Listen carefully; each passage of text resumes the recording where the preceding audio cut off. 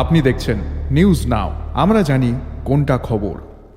Tripura high court ने retired कर्मचारियों को पेंशन, ग्रेच्युटी और लीव एनहेंसमेंट के पेमेंट में देरी करने पर टीटीएडीसी को 7% की दर से ब्याज देने का आदेश दिया है। हाई कोर्ट ने यह भी आदेश दिया है कि रिटायरमेंट के 1 महीने के अंदर बकाया राशि और बेनिफिट का पेमेंट किया जाना जरूरी है। त्रिपुरा हाई कोर्ट ने टीटीएडीसी के रिटायर्ड कर्मचारियों को पेंशन, ग्रेच्युटी और लीव एनहेंसमेंट के कम्यूटेशन के पेमेंट में देरी करने पर टीटीएडीसी को 7% की दर से ब्याज देने का आदेश दिया है।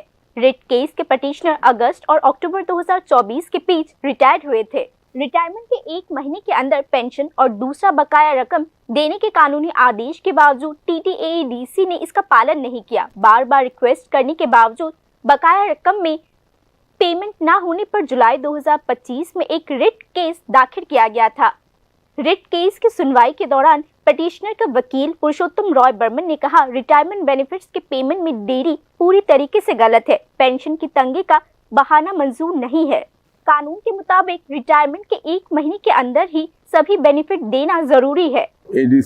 এডিসি কর্মচারী যারা অবসরে যাচ্ছেন তাদের ক্ষেত্রে এডিসি কর্তৃপক্ষ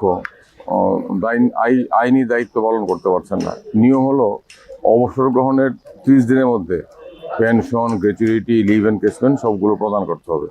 কিন্তু আমরা দেখছি গত 1 বছর ধরে 2 বছর ধরে অবসরে গেছেন এডিসির কর্মচারীরা, তারা কোনো প্রাপ্য পাচ্ছেন না, অবসরকালীন প্রাপ্য।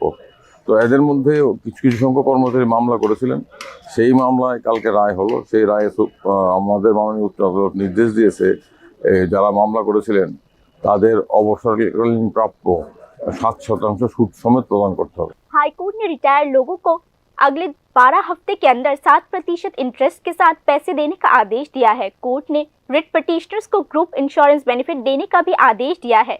केस में राज्य सरकार को पार्टी बनाने की अर्जी भी खारिज कर दी गई है। Bureau report, news now.